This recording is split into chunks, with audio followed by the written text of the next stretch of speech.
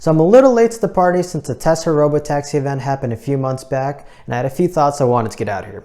While I'm all for self-driving supervised, self-driving unsupervised has me questioning many things, and the prototype that they demoed during the Wii Robot event has me questioning even more. And I want to talk about some of those few things and design flaws that they brought up. So the first thing I want to talk about is starting with design.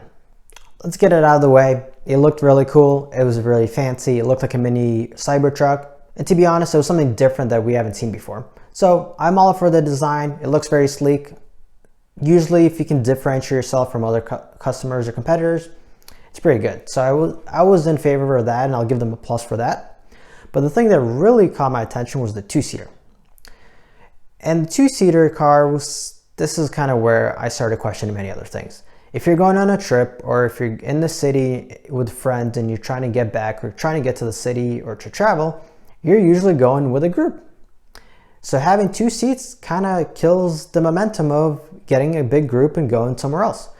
Or if you're going on a trip, you want 4 people in the car, or you want more than 2 people in the car, which is what they proposed, you have to take more than one taxi. And to be honest, that doesn't seem efficient in any way.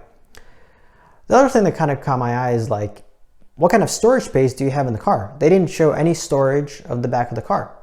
If you're going somewhere, how much can you fit in the back of the taxi? Can you even put stuff in the taxi? It all looked luxurious with the big screen and the leg room in front, but from a practical perspective, I would really want 4 seats to be able to go with a big group traveling from one place to another.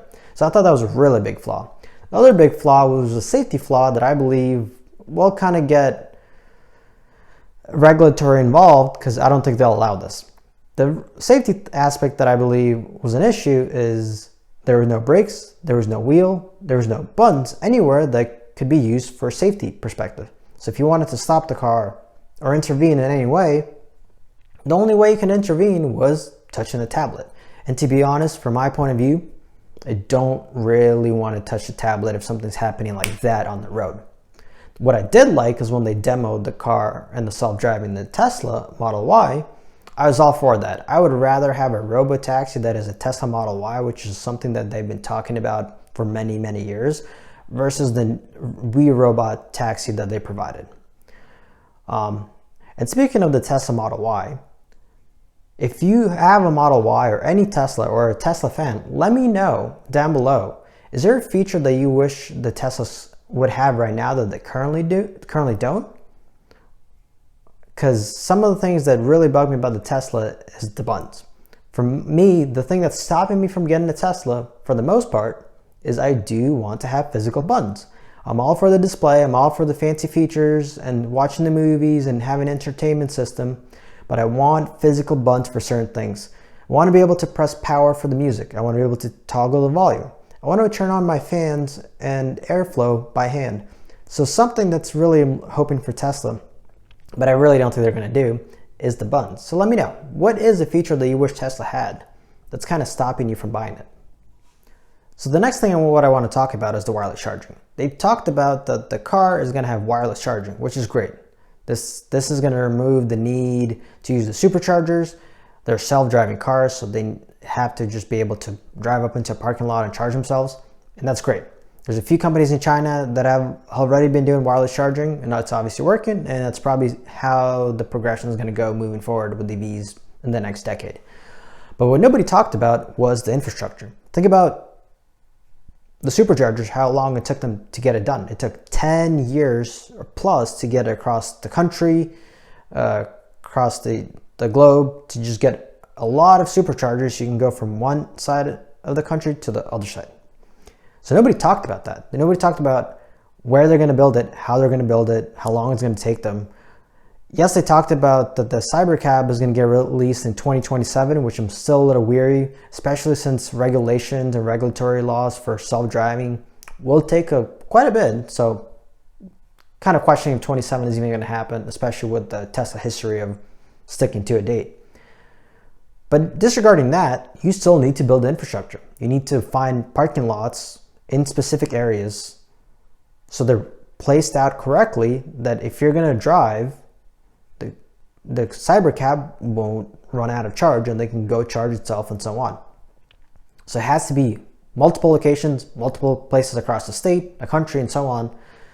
Especially since the Robotaxi, they said there's only going to have 200-mile range. So that means they really have to think about where they're going to place this infrastructure. But on top of placing this infrastructure, they've got to find new parking lots. Somebody has to manage it. Somebody has to control the development of this. And by no means is this going to happen in 2 years. Maybe this will be a very localized thing like Waymo where they have in California.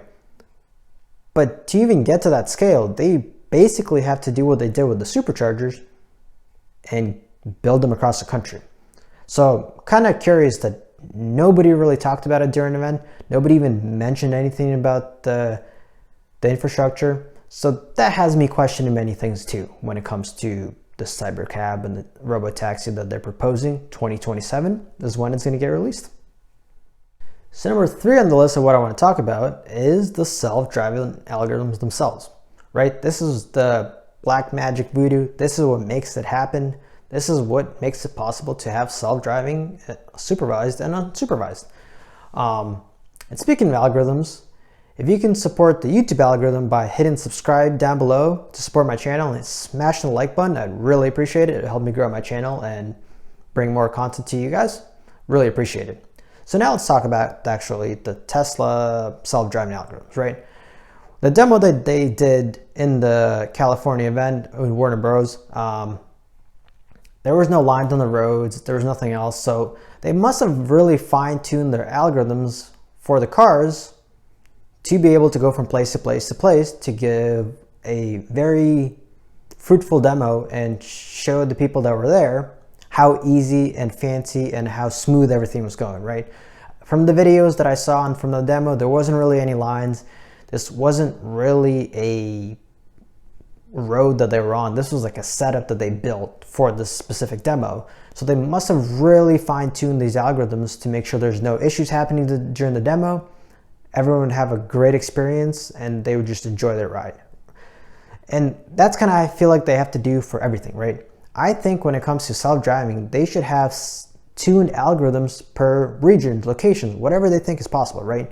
Because the way people drive in America versus Europe, China, Asia, whatever, right? It's different, the rules are different, the roads are different. So I think when it comes to the algorithms, I think the best way to go about it is to make a localized model. Make it that the model is localized to a state, to a country.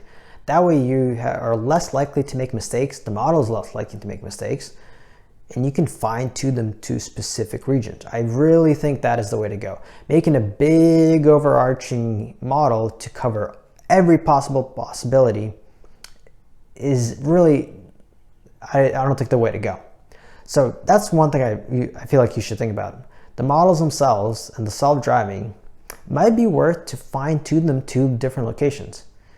And I don't know if they're actually doing that. Maybe they are, but that is something that comes to mind from my background and the way I think about it is you want to make it localized. You don't want to make it global. Make it fine-tuned for the customer.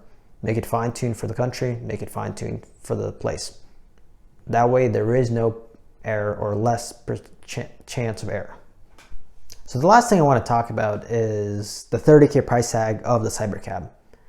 And my initial thought was, if you can build a $30K Cybercab, let's see if it's possible, right?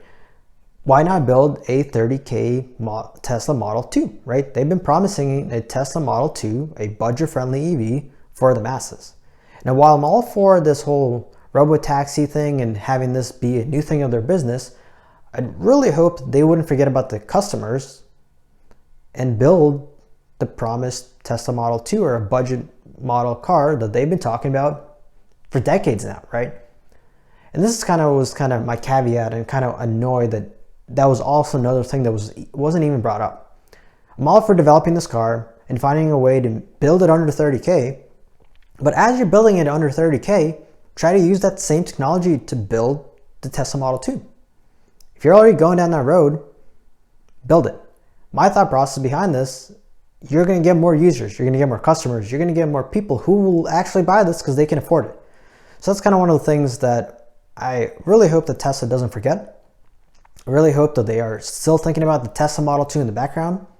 and then they build this alongside with the Cybercab, and hopefully it'll be sort of similar in a way where the Robotaxi and the Tesla Model 2 will have the same platform or have the same infrastructure. And basically the only difference is, are you building a Cybercab or are you building a Model 2? But the actual underlying platform that sits underneath will be the same. So I really hope that Tesla doesn't forget this and it actually does what it promised and build a budget-friendly EV. Because if it was me, I would buy it, and I can imagine a lot of people will buy this Tesla Model 2. So while we don't know what's happening, and maybe we'll find out more information in 2025, let's kind of see what happens. Let's see what the development promises they bring, and kind of see what happens the next year from development.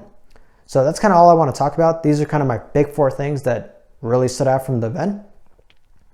Tesla Model 2, infrastructure, algorithms, and just the design of the Cybercab itself, right? So thank you guys for watching, and I will see you guys next time. Peace.